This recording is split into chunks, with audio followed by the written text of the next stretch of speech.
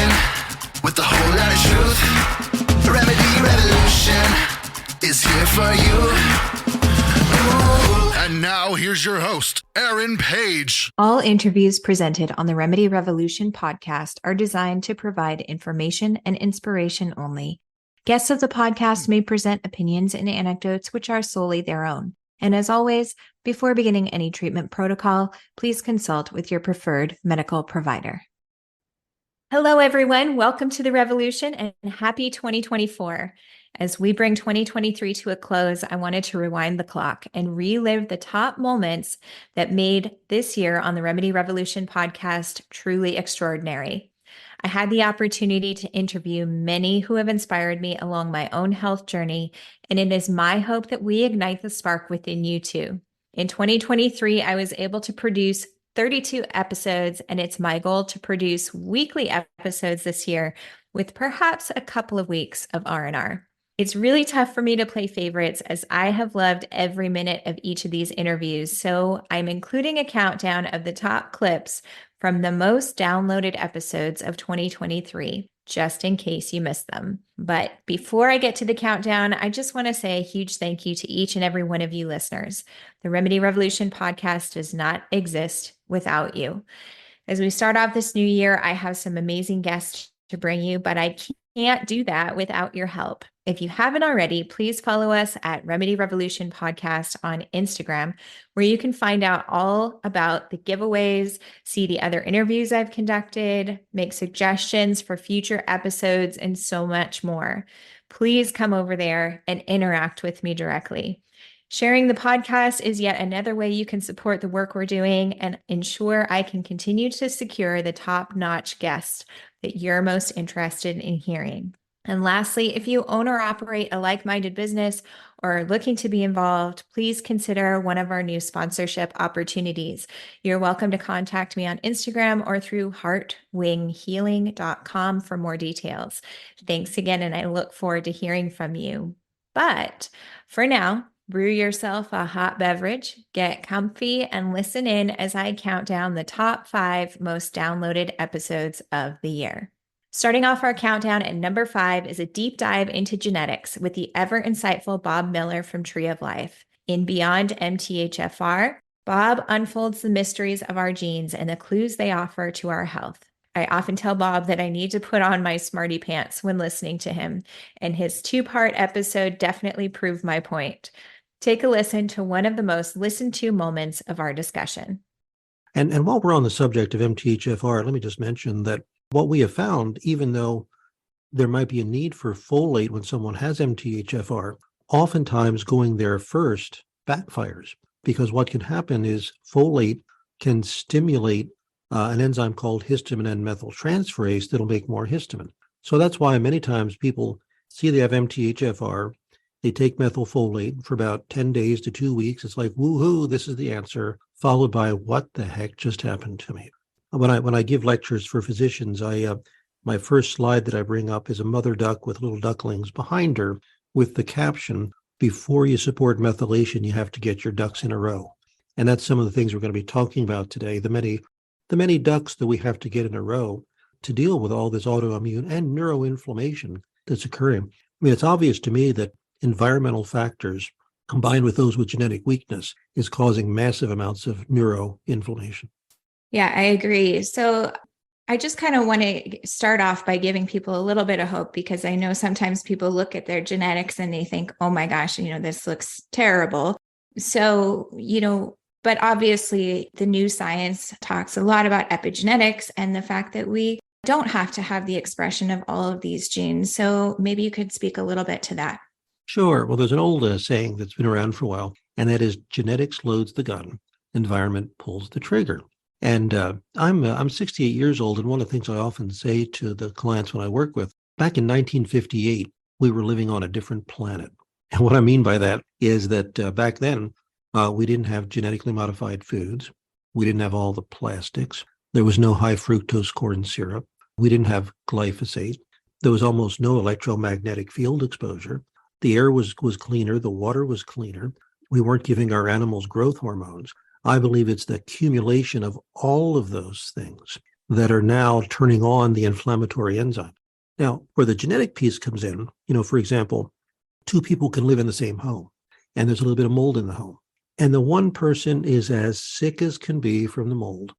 And the other person says, you must be imagining this because I don't feel anything. That's where the genetic component comes in. So if you have genetic that might over-respond to mold, and we'll get into that in a little bit, it's called tumor necrosis factor and NF-kappa B.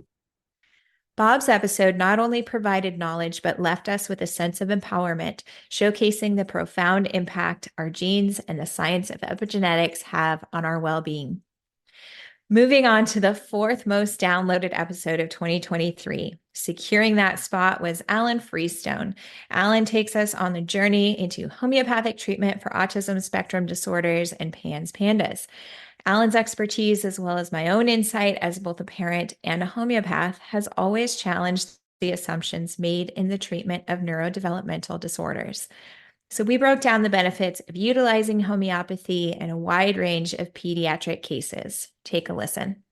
It was spiking. There was a real concerted attack against homeopathy, especially here in the UK. So I thought to myself, right, I want a specialism that you cannot deny my results. It's not subjective. It's like the kid was spinning around and smearing poop on the walls and screaming and didn't know who their parents were and didn't know to, okay, this kid is now calm. They're conversational. They are now mainstream school.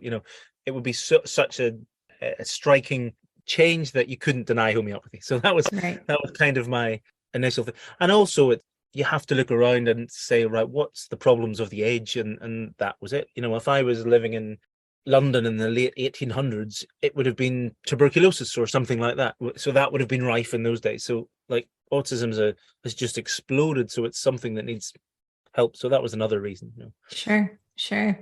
Yeah. So we met. Okay. So my son's now 15. It was probably when he was about 7 when we were treating him. So 8 years ago or so when I first met you. And, I don't know if you know this story or maybe you recall, but at the time my son was making his world much, much smaller, not leaving the house, not wanting to do things, outside of his comfort zone whatsoever. And eventually he wound up essentially living in a cardboard box in my living room. And, he had made it his world so incredibly small. And it came to the point when, as a parent, you do everything you possibly can. I was familiar with homeopathy at the time, but I had never really utilized it beyond, just, small remedies for acute situations.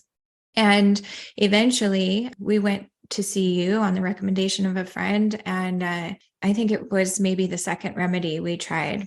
And that was the first indication to me that homeopathy really worked, because for a year, my son hadn't left the house. And for a few months, he hadn't left the box. And the first day that we tried the remedies, he left the house twice. So those kinds of stories, I think, are hugely important and hugely inspirational. The third spot in our countdown belongs to one of the most interesting emerging health topics. At number 3 is none other than my favorite donkey lady, Sandra Trewick, exploring the surprising health benefits of donkey milk. Sometimes it's the unexpected topics that lead to the most enlightening conversations, as Sandra's exploration of donkey milk undoubtedly did. A few books and things talking about, the Weston A. Price model and some different food and gut things. I was always the mom grinding my own wheat flour, and we didn't eat Twinkies or junk food, or we didn't have chips in our house, none of that. So and I was also very, I don't want to say the word on your podcast and get you, but people would say, well, this happened to you because you gave your kid one of these or all of those, or what, which was not the case.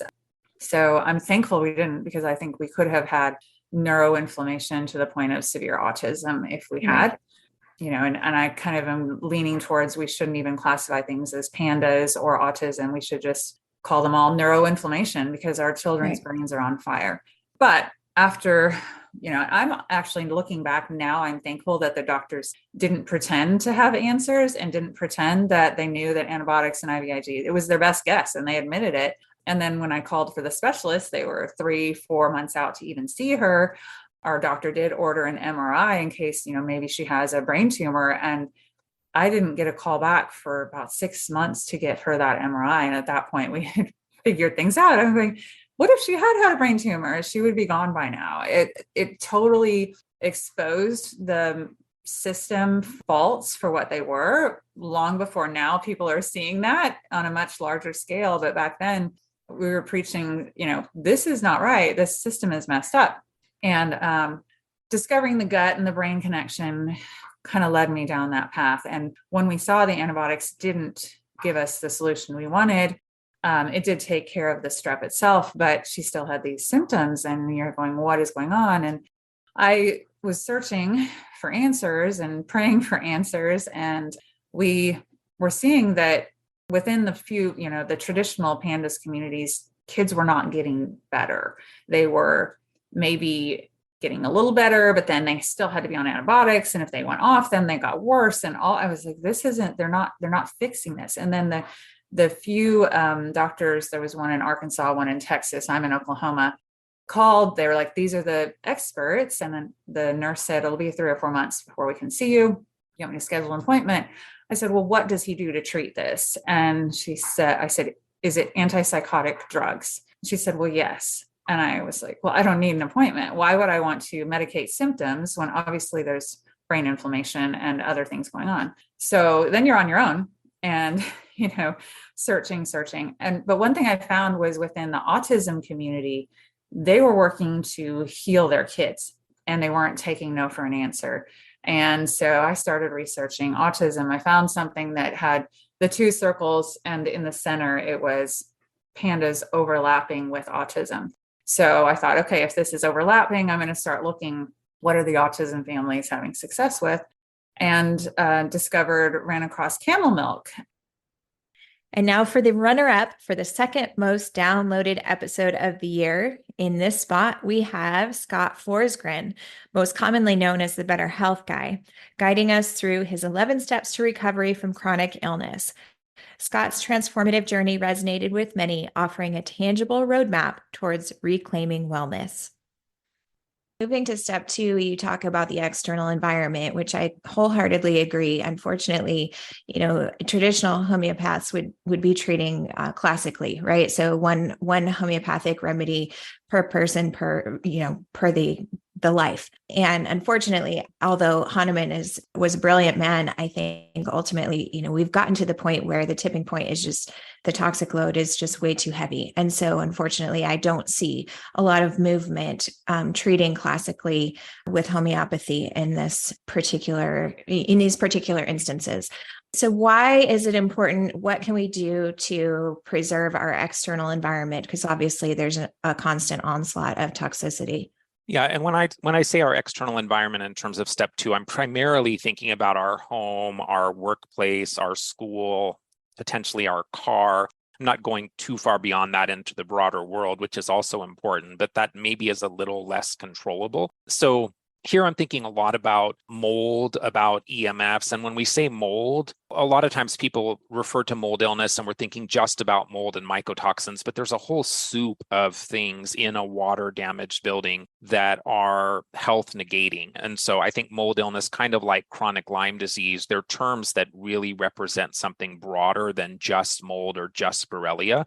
I think our internal health will only ever be as good as our external environment. So mold and the soup that I just talked about, that's what I would explore first. There's no perfect way to do this testing, but I think there are some self-tests that can be helpful. So Mycometrics or Envirobiomics, they have their ERMI test. I wouldn't look at the score, but if you know how to interpret it or working with an IEP that knows how to interpret it, that can be insightful. I think the immunolytics plates, the agar plates, can also be helpful, but I wouldn't see them as a replacement for the ERMI. I think sometimes if we can visually see what's growing on a plate, then we go, oh my gosh, what I couldn't observe before, now I can visualize it, and then that's going to lead me to take some action. I think if we can, from a resource perspective, bring an IEP in or an inspector in that's really skilled, that's going to be the ideal scenario. And then looking also for clues inside the body. So I really like the real-time labs. You're in mycotoxin testing. There's other systems out there, Great Plains, Vibrant. They all have tools that provide similar information. And then once we get to a point that we feel like, yes, there is a mold issue and that toxic soup that we talked about, then we either need to address that, remediate it, remove the contaminated or water damaged materials.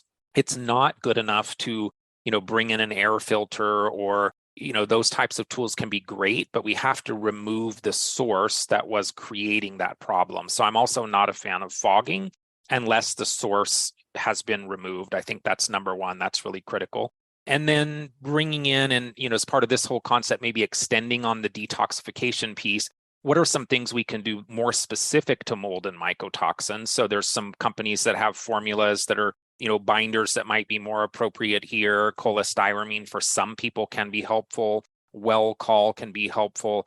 So how do we then facilitate glutathione, glucuronidation support, those types of things? How do we maybe tweak or optimize the detoxification component of this whole recovery process so that it's a little more geared towards the mycotoxin burden that people are dealing with? And then the EMF component also, I first probably learned about that in 2006 from Dr. Klinghardt. I think back then most people were laughing at him.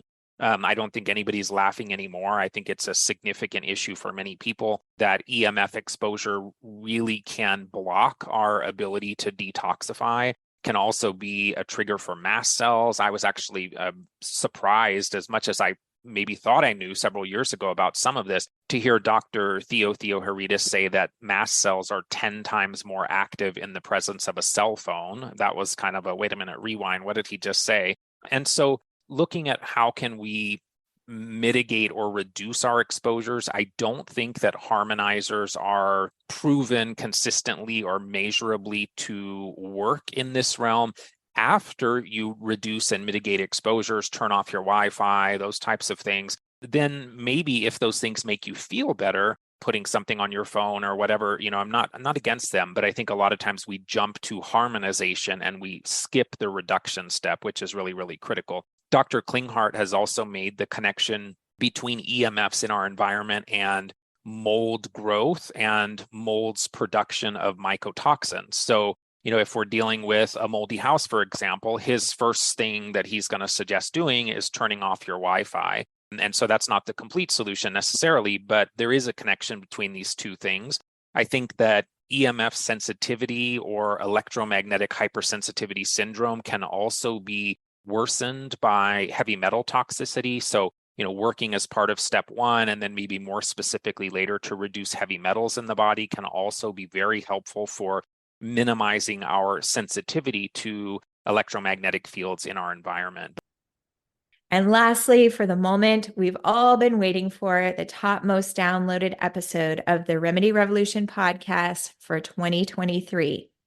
He is certainly no stranger to the Remedy Revolution as a repeat guest, Dr. Jim Meehan, discussing autoimmune disease and long COVID, which certainly plagued many of our listeners this past year. Dr. Meehan's energy is always larger than life, and I am so grateful to him for contributing his voice to the podcast on more than one occasion. Dr. Meehan is currently recovering from his own health condition, but I hope to have him back on the podcast later this year for yet another lively discussion. I've had to be skeptical about everything that I've learned. So much of what I was taught in medical school and residency was wrong. Serotonin deficiency as a cause of depression, Alzheimer's caused by, amyloid plaques and beta-sheeted, so much of that was fraud. What I was taught about vaccines was childhood vaccines in particular was just not much, number one, but really based on really, what I would call tobacco science. And so I'm in a place now where I've realized that I have to live in two worlds. So I'm going to talk and I'm going to respond to your question in the general belief system that there are these viral, pathogens that float around. And so let's talk in those terms. But I will tell you that viral isolation and meeting all the postulates of identifying, purifying a pathogen, we're not doing that with viruses. So, I'm in this very difficult place where I haven't done enough deep research and had all my questions answered by the virologist. But I'm there. I'm battling with it. Before we bid farewell, I wanted to give a nod to a few guests that deserve honorable mentions. Some of these episodes have not had the benefit of longevity, but they continue to climb the download charts each week, and I'm certain you don't want to miss them. In Casualties of the War on Science, Dr. Pierre Kory navigated the tumultuous landscape of science, the ever-revolving doors between industry and discovery, and its impact on the health of our nation. I firmly believe that this is a much-needed conversation in order to turn the tides of health outcomes in the future, and Dr. Pierre Kory has emerged at the forefront of this pursuit. Listen in. And I remember reading the conclusion and thinking, I wonder how they arrived at that conclusion, because it didn't seem right to me. And I went back through the data, and the data showed the exact opposite of what the conclusion was. And in my mind, I just kept thinking, gosh, how many doctors are looking at this? They're reading the conclusion. They're busy in their practices. They don't have the time to go over all of the data and comb through it. And they think this is fact. And unfortunately, I think that's happened so many times for things like supplements that are beneficial, because they are inconvenient to the pharmaceutical industry, because they lose patients, they lose money.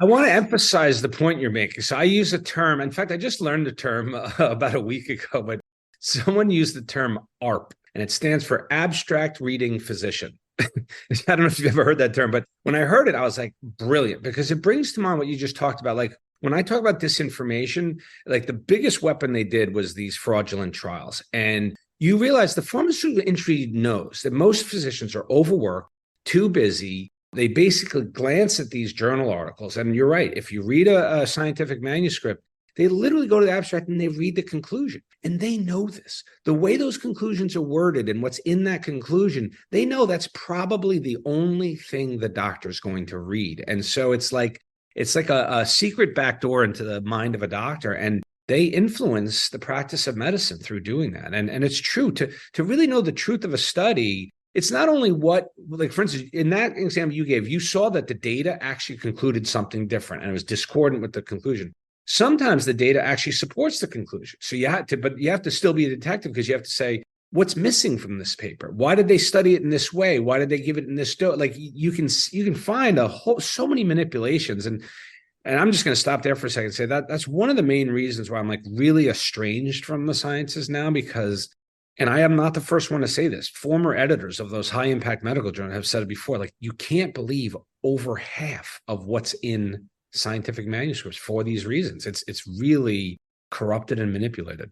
Yeah, and I think it goes back to that cui bono, right? Like, who is it that's benefiting? And if it is the pharmaceutical industry who is conducting the research, and then the FDA, who is a revolving door for the pharmaceutical industry, then, is the one that implements, or delineates who can use what medications and for what use, we've got a very real, very scary problem on our hands. We've got a scientific community that is beholden to the pharmaceutical industry.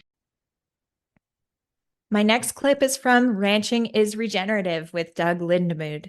This conversation illuminates the crucial connection between the quality and sustainability of our food, the tending to our environment, and its impact on our own health and well-being.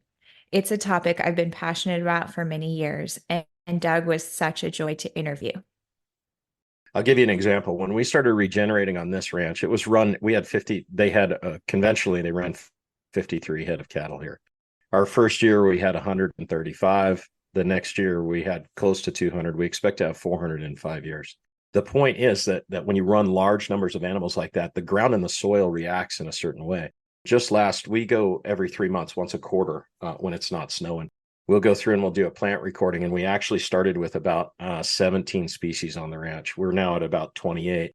And just last year, we saw shepherd's purse for the first time. And we were so excited. My son-in-law that runs this with me, he's not a manager, he's more of a managing partner. He doesn't really participate in the day-to-day stuff, but he does the apiary and some of the other gardening stuff, but he's a plant nerd. And so we were out, he came over to my house. They live right next door, and he comes over and he's like, Dad, you got to see this. We got shepherd's purse. And I was like, you're kidding me. So, we run down there practically in our pajamas, and we're just excited, and it starts raining, and we show up at the doorstep just before nightfall, and my wife looks at us and goes, you guys are such a bunch of nerds. I'm like, no, you're not going to believe this. We found shepherd's purse. My point is this: we had seen an emergence of a grass that was dormant here for perhaps 100 years or more. We don't know. The seedbed is dormant. And so what happens is shepherd's purse comes up. If you don't know anything about it, look it up sometime, Google it. It's pretty neat. But it has all kinds of healing properties for humans. Well, if it has that for humans, then what do you think it has for cows? And how do you think they know that, right? Like, so they'll graze that only at certain times and for certain reasons. And so they understand the salad bar that's before them way more than we think. Even our wildest scientific dreams, we don't understand what these things are doing for animals. All that's to say that when we start managing the ecosystem properly, it responds to the animals that are grazing from it. That's very important. We always talk about the teeter-totter when we're teaching these sort of things. The teeter-totter is the ruminant. It could be a water buffalo, cow, bison, whatever, and the grass ecosystem, the perennial grasses, and they're either side of a teeter-totter, and they balance each other. There's a symbiotic relationship that's occurring there. So what we find is that as the ecosystem is treated properly, becomes more healthy, responds back to the cattle then respond to that. And so over time, our herds that are perhaps genetically dependent on all kinds of needle injections have now stopped becoming dependent on that, because they're starting to heal themselves from a natural ecosystem that provides and has provided for thousands of years without us around quite successfully. Lastly is Vax Unvax, Let the Science Speak. Dr. Brian Hooker facilitated a vital dialogue about the data used to encourage and enforce vaccinations around the globe, and why it is so crucial that we all begin to pay attention. Together with Robert F. Kennedy Jr., they presented data in their book, which will shock even the most seasoned medical freedom advocates. On the COVID-19 vaccine in general, because it had been newly introduced. We were in the process of writing the book during the pandemic. But there were a lot of studies that showed an increase in miscarriage rate, an increase in, premature pregnancies, low birth weight. Also, there was one particular study that showed an increase in fertility disorders that were associated with individuals that got the vaccine prior to conception. And then, we looked also at the CDC's own database, the VAERS database, the Vaccine Adverse Events Reporting System, and the number of fertility disorders associated with a COVID-19 shot. And this was data that we got in 2023, probably late summer 2023. The number of fertility disorders reported due to COVID-19 vaccines were 10 times higher than all the rest of the vaccines put together for the entire 32-year history of the VAERS database. And so, we looked at that. We looked at the rates of miscarriages. Miscarriages were about 4 times higher for the COVID vaccine compared to the rest of the vaccine schedule. And that, to me, was the most egregious, because that vaccine was really, really pushed on pregnant women, and it was a 2-dose series. And some pregnant women got as many as 3 doses because they get the 2-dose series of the mRNA vaccine plus a booster later on during pregnancy. And so, but yet it was never tested, never FDA approved for pregnant women, which none of the vaccines in the schedule, none of the prenatal vaccines in the schedule are tested on pregnant women. And so, to me, it was dubious, it was duplicitous, it was so egregious that they would foist that on pregnant women. And then the first study that CDC came out with that said that the vaccine was safe for pregnant women actually had a 3-month duration. Last I checked, women were pregnant for 9 to 10 months, 40 weeks. And so you can't really do a 3-month study on and evaluate pregnancy and look at the effects of the COVID-19 vaccine. They had foregone conclusions that, we're going to prove that this is safe and effective regardless of what the data show. And they just came up with this trumped up study. As we begin the new year, I want to express my deepest gratitude to you, our incredible listeners. Thank you for being part of the Remedy Revolution community. Please continue to download, share, and discuss the podcast. It truly does make such a difference. This is Erin wishing you a beautiful 2024. I'll see you next week on the Remedy Revolution. Take care.